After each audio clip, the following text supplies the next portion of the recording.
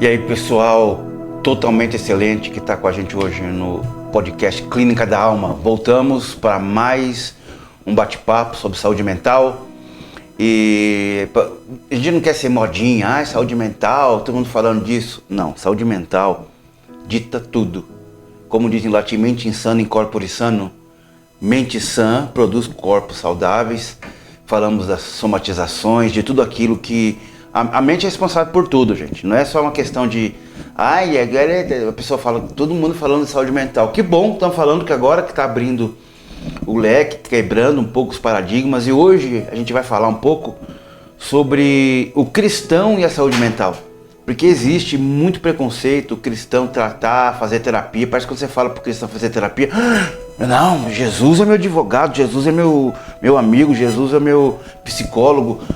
Obviamente, Jesus é tudo em nós, através de nós. Mas ao longo do tempo, Deus, na sua revelação progressiva, na história, Ele vai preparando coisas. Antigamente, as pessoas oravam e tinha mais cura divina lá na época dos apóstolos. E aí depois descobriram penicilina, descobriram os remédios. Não foi o diabo que descobriu o remédio, foi Deus dando inteligência para as pessoas. Os remédios que você toma para diabetes, remédios que você toma para pressão e dor de cabeça, isso é tudo Deus por trás da história, melhorando as condições humanas. E hoje vamos falar um pouco porque que o cristão tem tanta dificuldade, a maioria dos cristãos tem dificuldade de reconhecer, eu preciso de ajuda, preciso rever algumas coisas. E conosco mais uma vez o professor Fábio Radassan. Por quê que tem essa dificuldade de o cristão reconhecer que precisa de ajuda para a saúde mental?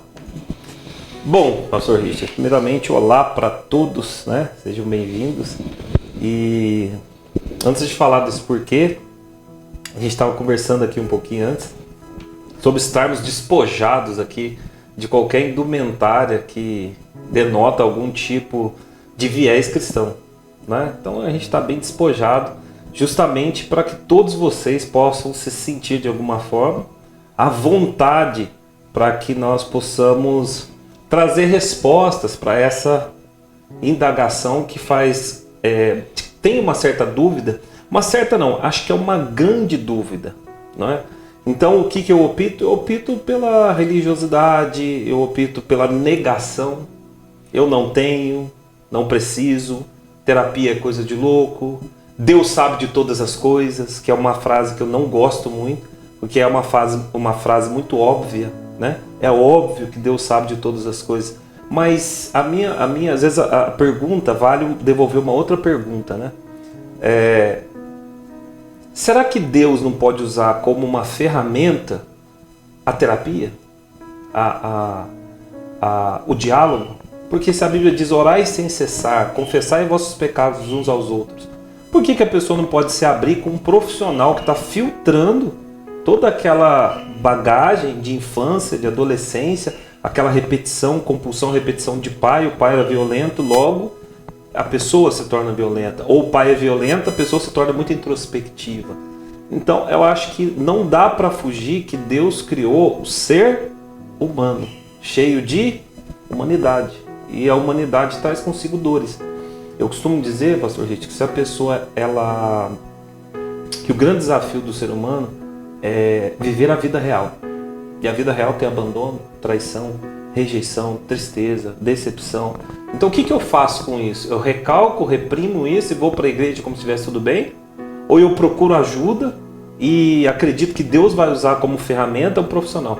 E Deus tem feito isso, tem usado você, tem me usado como profissional para ajudar as pessoas. Eu acredito também que um dos principais problemas do cristão, do crente que a gente fala, mas dessa alcunha, é que para muitos reconhecer que precisa de terapia é reconhecer que fracassou na fé, que é fraco na fé, que se eu reconhecer que preciso de terapia é porque fracassei na fé.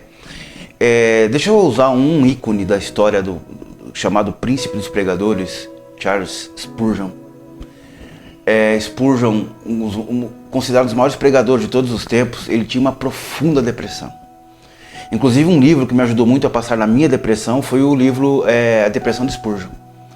Uau. Que fala, relata os problemas de como ele pregava. Deus usava aquele homem de uma forma profunda e tinha uma depressão. E eu costumo dizer por que Deus não curou um homem tão abençoado, tão usado? Deus ele permite certas coisas para abençoar outras pessoas depois. Eu fui alcançado com o testemunho dele, com o que aconteceu com ele. Então, deixa eu falar uma coisa para você. Não é você fracassar na fé. O contrário. Às vezes, você não estando bem mentalmente, emocionalmente, você atinge a sua fé. Você acha que é a fé, que você está desanimado, é sua fé, você procrastinar porque você não está crendo, você não está lendo a Bíblia porque você está com a fé arrasada, fracassou na fé. Não, às vezes o seu problema de instabilidade emocional gera essas procrastinações, a dificuldade de você ter mais comunhão com Deus. Aí você acha que é sua fé e que não está agradando a Deus. É o contrário. Se ela entender que precisa curar, tratar as emoções, a tua fé fortalece, a tua comunhão com Deus fortalece, entenda, a mente também adoece. E quando ela adoece, tudo mais adoece na gente. E a psicossomatização das doenças é a principal causa das doenças do ser humano. Então, não é problema com fé você achar que eu vou reconhecer, que vou lá procurar o Radação, vou procurar eles, porque eu vou achar que eu tenho fraqueza na fé. Pelo contrário, quando alguém procura terapia, eu acho que é uma pessoa corajosa, cheia de fé. Veja, pastor, as pessoas têm facilidade de reconhecer uma patologia. Né? O que é uma patologia? Uma doença física. Por que a dificuldade em reconhecer a psicopatologia, que é uma doença mental? Mas peraí, Deus não me curou da patologia, da doença que está no meu corpo, leucemia, uma doença oncológica, então eu procuro o médico e acredito que Deus vai usar ele para fazer essa cirurgia. A gente acabou de passar o outubro rosa, câncer de mama, estamos em novembro, câncer de próstata, né? Eu estava até comentando assim, não dá para brincar com isso, mas por incrível que pareça, parece que o começo do ano ele envolve festa, carnaval, bagunça, conta, IPVA, só se fala nisso. Do meio do ano para frente, aí você tem setembro uma cor, outubro outra cor, novembro outra cor, só de doença. E todas essas doenças com raízes emocionais. Então, por que eu reconheço a doença patológica e não reconheço a psicopatológica? Por causa da ignorância. Oséias lá, o meu povo perece, porque lhe falta conhecimento. Então, e às vezes até tenho conhecimento, mas eu nego. Então a negação é um mecanismo de defesa para que eu me proteja de alguma coisa que vai me machucar, mas às vezes eu me protejo de mim mesmo, de fazer o que é correto. Quer dizer, eu fico negando. Eu nego. Nós falamos na aula essa semana sobre a dor relacionada ao subconsciente, que Pierre Janet, que é o concorrente de Freud, usa o termo subconsciente, que ficou muito famoso porque vai chegar até Kant. Aristóteles usa o termo consciente, Agostinho usa o termo subconsciente, São Tomás de Aquino usa o termo subconsciente. Então a palavra subconsciente ficou muito famosa. Então a pessoa fala, isso é meu subconsciente. Aí Freud vem e vai falar que o inconsciente é o que é importante. E aí ele vai trazer qual que é a teoria dele, que eu resumi a minha aula no final. Falei, se vocês puderem guardar uma frase, a frase é essa: o inconsciente é mais importante que o consciente. Por quê? Porque é onde está a memória, aprender a andar, falar, comer, vestir, tudo isso você levanta e faz, mas está memorizado de forma perfeita no inconsciente. Então eu só repito. Ok, conseguiu entender isso? Legal. Vamos agora para os traumas. E o medo que agora o inconsciente absorveu como algo importante, que está me paralisando há muitos anos. E eu tenho medo de falar em público, e eu tenho medo de publicar um livro, e eu tenho medo de me expor, e eu tenho medo de romper. Peraí, então vamos lá. Então Deus não pode me usar se Ele tiver um ministério para que eu fale em público, porque eu tenho medo, que eu não quero sujeitar Ele à cura. Então logo o mecanismo de defesa, eu vou falar que eu estou negando, que eu não preciso de ajuda, mas isso está impedindo a minha vida de prosperar. Exato. A gente entender o que procede na mente, quando em Hebreus fala que a palavra de Deus perscruta até a divisão da alma, do espírito, nas juntas e medulas. Aí eu fui estudar um tempo atrás sobre medulas juntas. Sabe o que é medula óssea? A medula óssea, que tem a informação genética toda ali, que muitas pessoas têm o câncer de medula óssea, usam um transplante de medula. A medula fica aqui no quadril. E é uma agulha desse tamanho grossa que vai ter que penetrar lá no meio, assim, tem uma camada finíssima onde você extrai a medula. O que isso quer dizer? É uma coisa tão limítrofe. Onde é que fica essa divisão das coisas?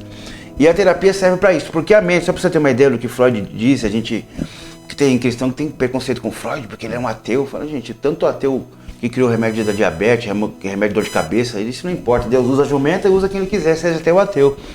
Nós temos, segundo Freud, id, ego, superego. Então o id é todas aquelas pulsões naturais dos desejos, eu quero comer, quero relações sexuais. O id sem eira nem beira, o id que deseja como uma criança que pega e come. O ego, ele vai fazer o jogo de cintura ali no meio, porque o ego tenta segurar, porque o superego não tem limite nenhum. O superego já é totalmente moralista. O superego não, porque não pode dar só informação moralista. O superego, o ego quer fazer você fazer tudo, o superego, você cheio de dedo para fazer as coisas, e o ego tentando gerir isso daí. E nós temos isso dentro de nós, e muitas pessoas vivem questões moralistas da religião, que fazem ela sofrer, e aí não consegue viver aquilo, começa a mentir sobre o que faz e deixa de fazer, e vira uma bomba relógio. Né, professor Radassan? As pessoas entendem que o estudo feito em cima disso é um estudo científico, não é conversa, né? Sim. Fala sobre isso também. Sim, eu acho que eu costumo dizer, quando você vai falar, por exemplo, id, ego, superego, ou a teoria de Jacques Lacan, simbólico, imaginário e real, a gente precisa pensar, quando fala do ser humano, comportamento, exageros e faltas de um modo geral, num ponto de equilíbrio. Exato, o equilíbrio. O que a gente tem hoje na igreja cristã mundial é um desequilíbrio. Né?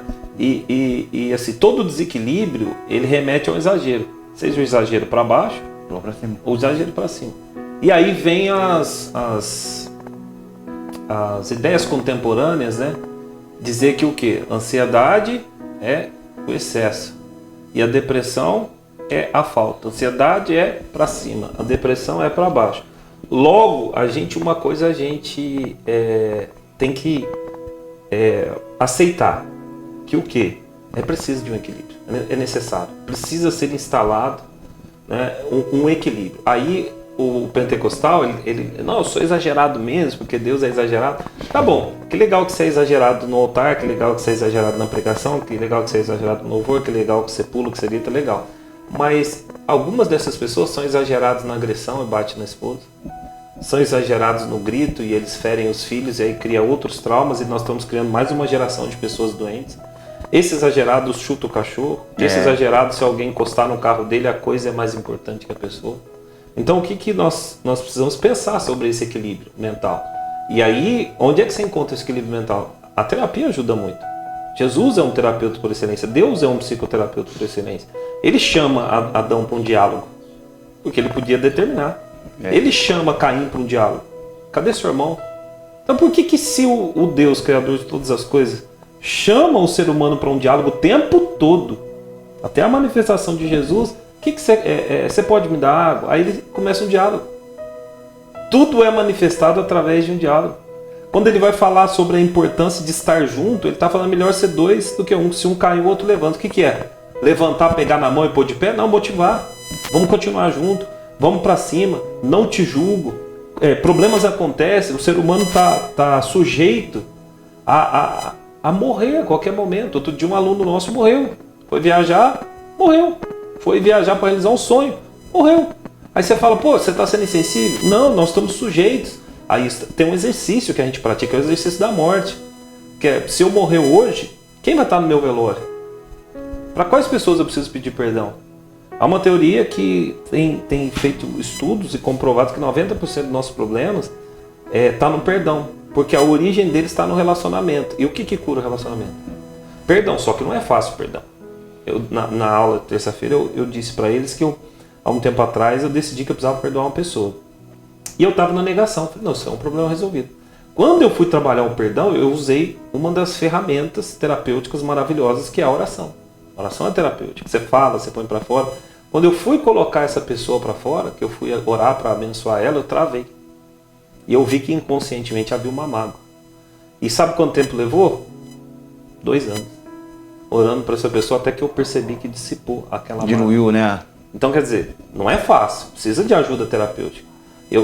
Às vezes a gente está dando aula, eu estou nesse meio da docência, tinha um aluno pastor nosso que a gente fez uma aula sobre perdão, que ele falou assim, estou vendo vocês falar aí, vocês acham que é fácil, mas eu vou para a cama com o cara que dividiu a minha igreja, eu tomo café com esse cara, eu janto com esse cara, eu passei com esse cara, eu tinha que dormir com a minha esposa, mas eu vou para a cama com esse cara, ou seja, alegoricamente falando, ele não sai da minha mente, a traição dele não sai da minha mente. Então o perdão na prática, ele é desafiador para algumas pessoas. Então tá lá, Jesus falou assim, perdoa 70 vezes 7. Aí talvez alguém tenha pensado, ele está falando sobre perdão, Jesus falou perdoa 70 vezes 7. Sabe o que eu entendo sobre perdoar 70 vezes 7? Meu pai brincava, né, usava a palavra, a prática traz a perfeição. Ou seja, eu vou perdoar, perdoar, perdoar, até que o perdão seja um hábito na minha vida. Eu penso que é isso. Você viu, tem muita informação, que eu tenho certeza que muitos não sabiam do que a gente está falando. E a palavra, a gente vai encerrar aqui, para você ficar com vontade de ter mais, é equilíbrio, que ele disse. O Aristóteles, que depois foi divulgado, mais propagada por Siddhartha Gautama, um dos Budas aí, diz, a virtude está no meio, nem num extremo, nem no outro extremo. É como você pegar uma corda de violão e ir apertando até dar o som correto, nem ficar muito frouxo e nem estourar a corda. E para você ter o equilíbrio, você precisa conhecer as extremidades, os seus extremos. Se você não conhecer os extremos, você sempre vai ficar trafegando entre um e outro e nunca vai ter o equilíbrio. E Jesus disse que conhecereis a verdade vos libertará. A palavra conhecereis no grego é contínuo, é como se fosse um gerúndio. Então, não é que você conhece a verdade de imediato. A verdade sobre salvação e ir para o céu, você conhece no momento. Mas conhecereis a verdade é algo que você tem que buscar e conhecer as verdades. Olha, sabe quando você descortina? Eu não sabia isso sobre mim. Quantas coisas eu descobri na terapia que eu achei que era bom era ruim, e que era ruim era bom. E o olhar de fora para perceber que a gente não é tão bom como a gente acha, nem tão ruim como a gente pensa. Então, cristão, você que faz parte de uma igreja, tem cristão que se emociona bastante, chora todo culto, isso é bom, mas pode ser indicação de um problema. É o lugar terapêutico dele, ele só chora, só consegue chorar. A única mensagem que chama a atenção dele é a mensagem sobre resolver problemas, não é uma mensagem mais sobre cruz, não é uma coisa que chama a atenção, porque é a carência afetiva que faz com que ele reaja emocionalmente a algumas coisas. É isso mesmo, pastor. Nós temos sobre essa questão de ação e reação, nós temos um projeto que provavelmente você que está assistindo tenha passado por ele, ou vai passar. Se não ouviu falar, vai ter oportunidade de ver trechos no Instagram, no YouTube, no Facebook, que é o Clínica da Alma, né? A gente teve a primeira edição, essa já é a segunda edição. O livro ficou lindo, maravilhoso, que é um livro de ferramentas, onde você descobre sua personalidade, seu temperamento. Se você é uma pessoa altamente sensível, você vai escrever lá o que você precisa reelaborar na sua vida. Às vezes é o jeito que você fala, às vezes você é uma pessoa reativa, e tem um motivo isso. Aí o que acontece, baseado nisso que você falou, sobre o ponto de equilíbrio, etc. 100% das pessoas que participam da imersão, né, que é a Clínica da Alma Experience, que é uma experiência, que a experiência muda a pessoa, não só a teoria, né, aquele versículo, né, antes eu te conheci de ouvir falar, agora meus olhos te veem, eu tenho uma experiência contigo. A experiência que as pessoas têm nessa imersão, elas falam, eu nunca ouvi falar sobre isso. Nossa, e elas começam a reconhecer que estão doentes. Você termina a sua aula, as piores dores do mundo, por exemplo, que o pastor Richard deu nessa última excelente aula. Indico você até assistir online, procurar saber como acessa isso online. Você que está assistindo online não tem acesso presencial, porque a gente faz presencial mais grave. Que é o quê? Quando a pessoa identifica aquela dor, agora ela sabe por que ela está sofrendo. Então ela sabe que foi um luto não vivido. De repente ela perdeu um filho, perdeu um cachorro que ela amava, perdeu um carro que ela amava, perdeu uma casa, perdeu um casamento, não viveu o luto e agora o luto a persegue. Aí entra nisso que você acabou de falar. Ela chora na igreja, mas já não é tanto luto, virou melancolia. Exato. Esse é um perigo, porque as pessoas ficam dependentes de sentir essas emoções, que elas pseudo entendem que é uma emoção consoladora, mas não é. Parece que a pessoa chorou, talvez ela se sinta viva, porque está chorando, Deus está falando. Eu não estou discutindo que Deus fala, a pessoa chora, mas muitas pessoas choram porque estão vazias de essência, estão quebradas, doentes. Por isso que a gente recomenda a Clínica da Alma. Tá? Vamos deixar aqui embaixo nosso Instagram, nossas coisaradas todas aí, tá? O WhatsApp da vida. E logo vamos estar marcando aqui em Marília já uma próxima turma da Clínica da Alma.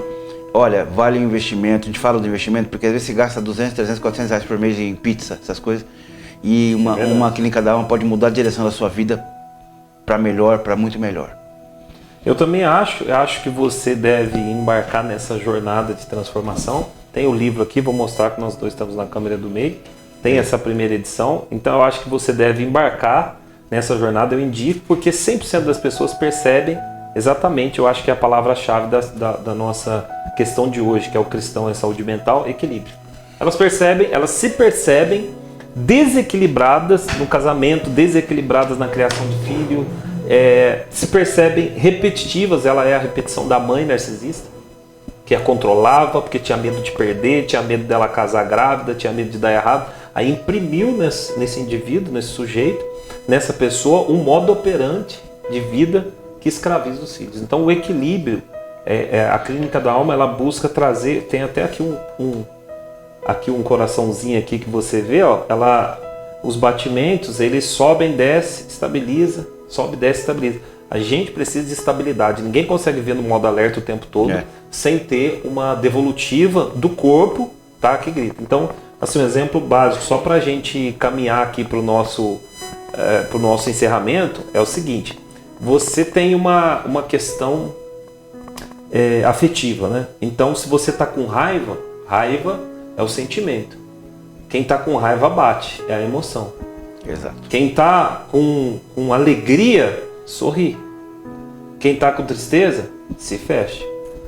Nós estamos falando de sentimento e emoção. Quando isso chega, pastor Richard, no corpo, pelo menos 3 hormônios de descarga de neurotransmissores, que, se você não sabe, o nosso corpo, ele ele tem funções químicas que são ativadas quando você toma banho, quando você abraça, quando você dorme, quando você descansa, quando você nada, enfim. Não vou conseguir te dar uma aula aqui sobre isso, mas posso te dizer o seguinte: cortisol, adrenalina e noradrenalina é uma incubadora de doenças oncológicas, psicossomáticas e somáticas. Então é uma bomba dentro de você ficar no sistema alerta, o tempo todo preocupado de perder aquilo que não é seu.